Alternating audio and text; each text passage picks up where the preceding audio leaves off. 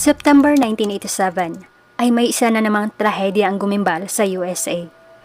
Ito ay nangyari sa rural na bahagi ng Elkland, Missouri. September 25 nang rumesponde ang mga officers sa isang dairy farmhouse. At isang pamilya ang natagpuan nila dito na wala ng mga buhay. At nagkalat pa ang mga katawan sa iba't ibang bahagi ng property. Marami namang nagulat nang naisapubliko na ang trahedyang to dahil kilala ang pamilya sa buong lungsod na mabubuting tao at wala pang nabalitang mga kaaway. At ang nakakalungkot ay isang inosenteng tao pa ang napagbintangan. Nagwakas ang buhay nito at inilibing na tangan sa pangalan ang bintang bilang killer. Ngunit, ang inakalang perpektong krimen ay nabuko nang dahil sa isang maliit na ebidensya. At ang mas nagpagulat sa buong sambayanan ay nang nalaman na nila kung sino ang tunay na may sala. Kilala lang pala ng lahat ang taong to. Ngunit ano kaya ang nag-udyok sa kanya na gawin ang nakakakilabot na krimen?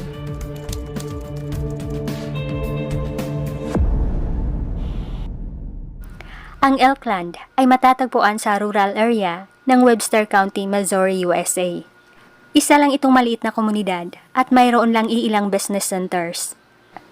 Napakatahimik din dito, kaya payapa lang na naninirahan ang mga residente. At sa taong to ay tinatansya na umabot lang ng halos 1,000 ang populasyon.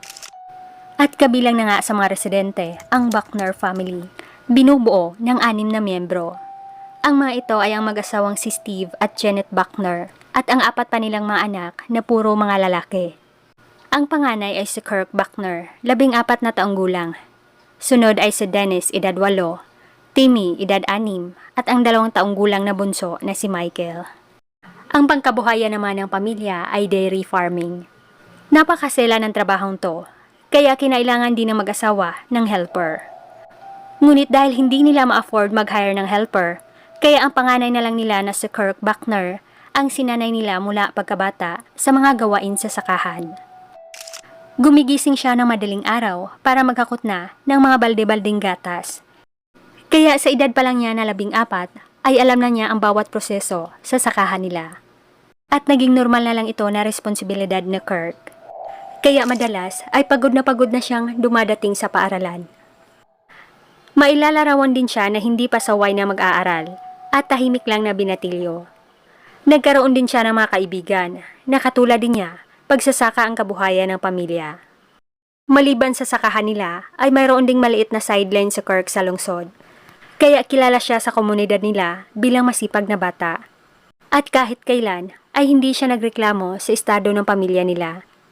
Isa pa sa panahong to ay laganap ang farm crisis sa Missouri at kabilang ang sakahan nila na naapektuhan. Malapit na itong bumagsak dahil hindi na ito nakapag-generate pa ng sapat na income. Kaya minsan ay inisip na lang ng mag-asawang Jeanette at Steve na ibenta na lang ang dairy farm nila para lang makasurvive ang pamilya nila. Ngunit hindi din nila ito nagawa dahil nanghihinayang din sila sa sakahan. Bukod sa kanila ay mayroon ding dairy farm business sa Elkland ang nakababatang kapatid ni Steve na si Jolie Buckner at ang asawa nito na si James Schnick. Bukod sa pagiging dairy farmer ni James, ay isa din siyang volunteer firefighter. Mayroon namang 2 mga anak ang mag-asawa. Ang mga ito ay sina Jamie at Mindy Schnick. 7 milya naman ang layo ng Buckner at Schnick farmhouse. Hindi naman ito gaanong kalayo, kaya regular pa rin binibisita ng magkapatid na Julie at Steve ang tahanan ng bawat isa. At mailalarawan din sila na ordinaryo at simpleng pamilya at wala ding mga kaalitan sa komunidad. Kaya magugulat na lang talaga ang mga residente sa Elkland sa sasapitin ng pamilyang to. At napakalayo din ng mga kapitbahay ng 2 pamilya, kaya wala ni isa ang makakakita o makarinig man lang sa mga komosyon. Lampas 6:00 ng umaga noong September 25 ay nakatanggap na lang na nakababahalang tawag ang Webster County Police Department. Isang residente sa Elkland ang nag-report sa deadly na pag-atake ng isang di pa nakilalang salarin. Kaya agad rumesponde ang mga officers at paramedics sa crime scene. Ito ay sa farmhouse ng Schnick family. At ang tumawag pala sa mga pulis ay ang sugatang si James Schnick. Naabutan nila ito sa sahig ng kusina at namimilipit sa sakit dahil sa natamo nitong sugat sa bandang tiyan at binti, gawa ng tama ng baril. Inireport ni James sa kanila na madaling araw nang inatake ang pamilya niya ng misteryosong tao na may dalang armas na revolver. Hindi pa sumikat ang araw, kaya hindi na aninag ni James kung sino ang attacker nila. Pero nagawa niyang makipaglaban sa taong to nang nakita niyang pinaputukan ito ng 2 beses ang asawa niyang si Julie. Sa kasamaang palad, hindi nakaligtas ang kanyang asawa. At para depensahan ni James ang sarili, ay inatake niya din ng kutsilyo ang misteryosong tao. At sigurado siya na napuruhan niya ito, kaya tumakbo ang attacker. Pero nawala naman ito ng malay sa hallway ng bahay nila. At sigurado si James na wala na itong buhay. Matapos niyang isinalaysay ang mga nangyari, ay itinuro naman niya sa mga officers kung saan matatagpuan ang katawan ng attacker nila. Una namang natagpuan ng mga pulis ang asawa ni James na si Julie Schnick na nasa bedroom. May 2 itong tama at napuruhan ang ulo. At sa madilim na hallway ay natagpuan din nila ang attacker na wala ng buhay. At ang kanang kamay nito ay may hawak pang revolver. Ngunit nagulat na lang si James nang nakumpirma niya kung sino ito.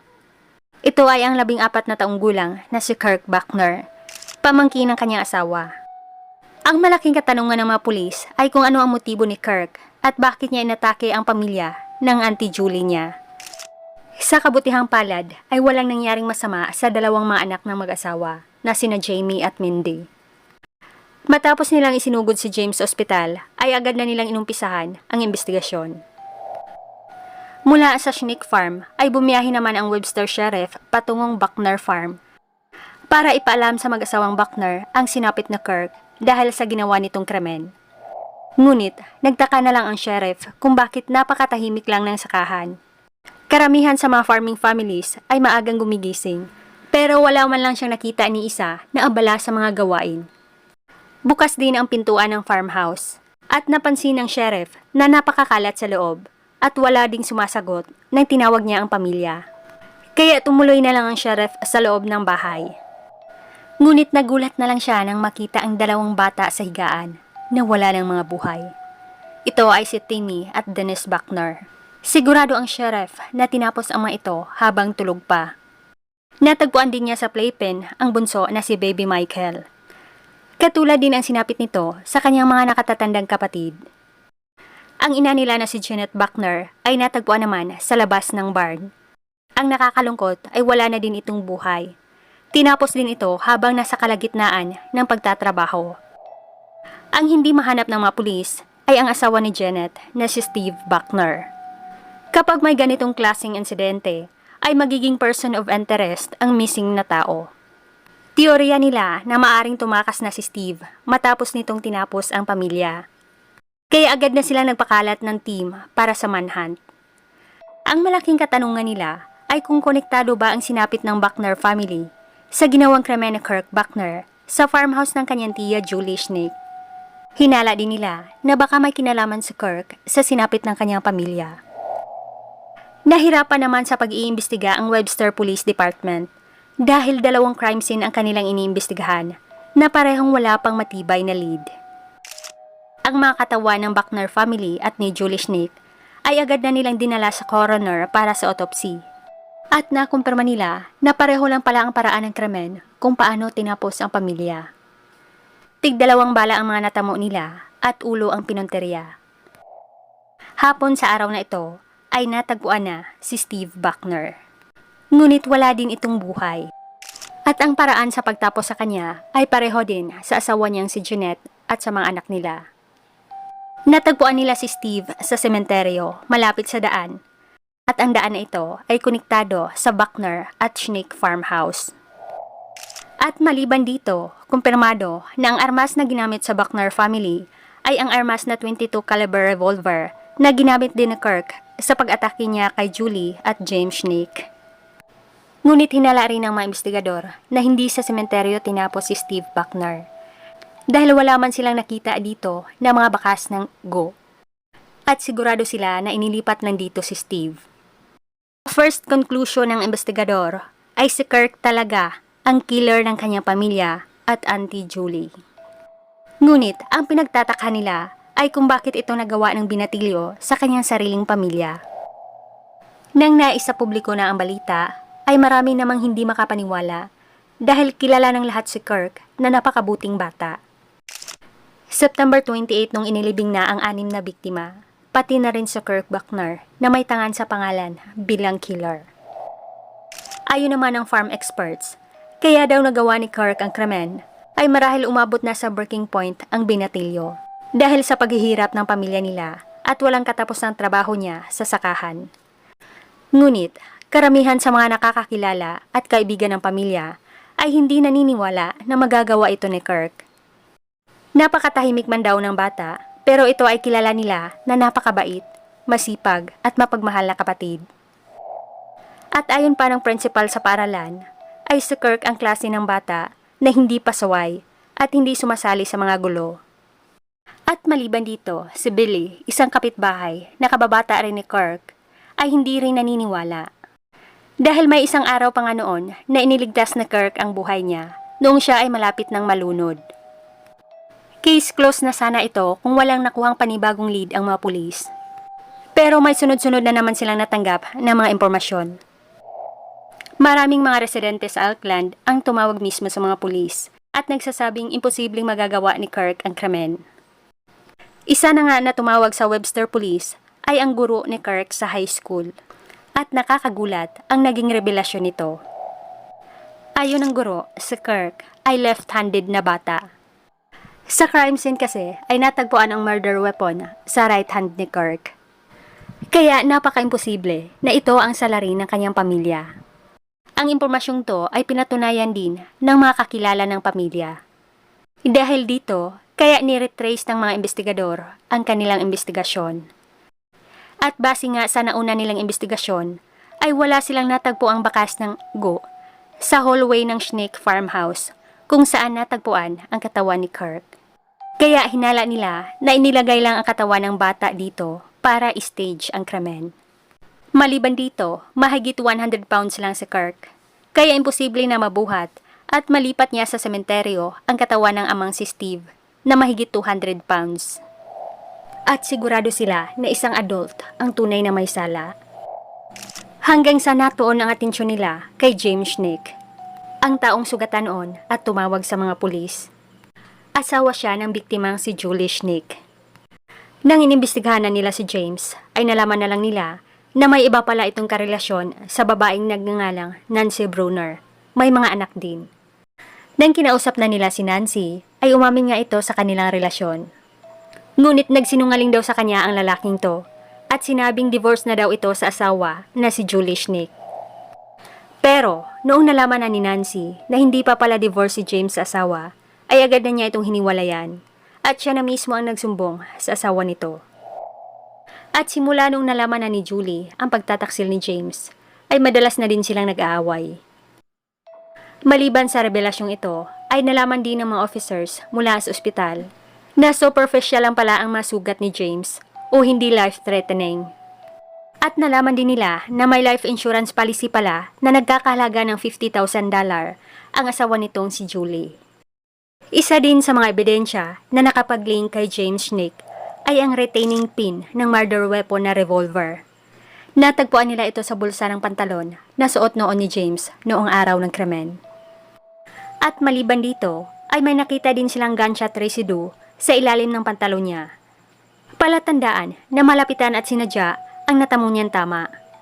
At hinala ng mga investigador ay si James lang ang may gawa sa kanyang injuries. October 1, 1987, ay inimbitahan na nila si James para sa interrogation. Kung ano-ano namang mga kwento ang isinalaysay niya, sa pag-aakalang wala pang ebidensya na nakuha ang mga pulis. Nakatakda ding isailalim siya sa polygraph test. Ngunit nung sisimula na sana ang polygraph examination, ay saka umiyak si James at sinabing may aaminin daw siya. Ayon pa niya, ilang linggo bago ang trahedya, ay nalaman daw ng asawa niyang si Julie ang relasyon niya noon kay Nancy Bruner. At simula noon ay nag-alita na sila ni Julie. At nagpatuloy ito noong September 25. Noong oras daw na yon, ay tumawag si Julie sa kapatid na si Steve Buckner para humingi sana ng emosyonal na suporta. At madaling araw nang bigla na lang dumating si Steve sa kanilang property at dala nito ang armas. Galit na galit daw sa kanya si Steve dahil sa ginawa niya kay Julie. Ang paghaharap daw nila ay naging pisikal at nag-aagawan na sila ng armas hanggang sa natamaan na si Steve at ito ay pumanaw. Pagkatapos nito ay sunod naman niyang tinapos si Julie. At saka na niya inilipat ang katawan ni Steve doon sa sementeryo. Nagpanik daw siya hanggang sa nagpunta na lang siya sa Buckner farmhouse para tapusin ang buong pamilya. Sunod naman niyang tinapos si Jeanette habang ito ay nasa labas. At nagising si Kirk dahil sa ingay. Nakipaglaban pa ang binatilyo kay James para depensahan ang mga kapatid. Ngunit sa huli ay natamaan din si Kirk. Saka na tinapos ni James ang iba pang mga bata. At matapos daw niyang tapusin ang buong pamilya, ay saka daw niya dinala ang katawan ni Kirk sa sakahan nila sa Snake Farmhouse para i-stage niya ang krimen. Sa kabila ng pag-amin ni James sa krimen, ay hindi rin niya inamin kung ano ang tunay niyang motibo. Pero naniniwala ang mga investigador na maaring nasa dalawang dahilan ang posible niyang motibo. Una ay dahil sa alitan nila ng asawa, dahil nalaman na nito ang pakikipagrelasyon niya kay Nancy. Pangalawang dahilan ay maaari rin na naghabol si James sa $50,000 na insurance policy ng kanyang asawa. October 5, 1987 ay pormal lang inaresto at kinasuhan si James ng 7 counts of first-degree murder. Ngunit, bago ang paglilitis ay ibinaba ang 4 counts na kaso. Kaya una siyang inilitis sa 3 counts sa mga biktimang si Kirk Buckner, ang 2-year-old na kapatid ni Kirk na si Michael, at sa asawa ni James na si Julie Snake. Noong April 1988 ay nakonbekto na siya sa 3 counts of first-degree murder. At una naman siyang sinentensyahan ng death in gas chamber. Ngunit, noong May 1992 ay binago ng Missouri Supreme Court ang conviction ni James. Mula sa death sentence ay naging 3 life sentence na ito without chance of parole. Ibig sabihin nito ay tatanda na sa kulungan si James Snake. At nito lang May 11, 2024, si Snake ay pumanaw na sa correctional center. Undisclosed naman ang cause of death niya dahil pending pa ang autopsy result. At dito nagtapos ang nakakagulat na trahedya ng The Elkland Massacre. Hanggang dito lamang mga ka-curious. Maraming salamat sa lahat na nanood at patuloy pa rin tumangkilik sa Pilipinong Curious. Maraming salamat kay Eleo Kabukulan, Cristina May, Shinunaga Evelyn, Lexi, Ninyo Rambo Kalapan, Elma Machico, Ana Maretemones, Eugene, Ray Vargas, Shanay Kiaraiski, Lisa the Explorer from Netherlands, Lisa Ito, Maria Cassandra, Jelen Fuentes, Ana Dayan, Cheska Menduro, Sarina Pangundil, Ella Batangueña, Mujib Mangigin, Loy Valiente, It's Me Kari Family Vlogs, Munet Gregorio, Fredelin Del Mundo, Elaine Rivera, Mariam Saigo, Gina de Guzman, RGHNCK, Marites Ramos, Joya, Randy Piano, Maria Cassandra, Zane Maverick, Maria Rivera, Bilog Maldita, at Alin Thought.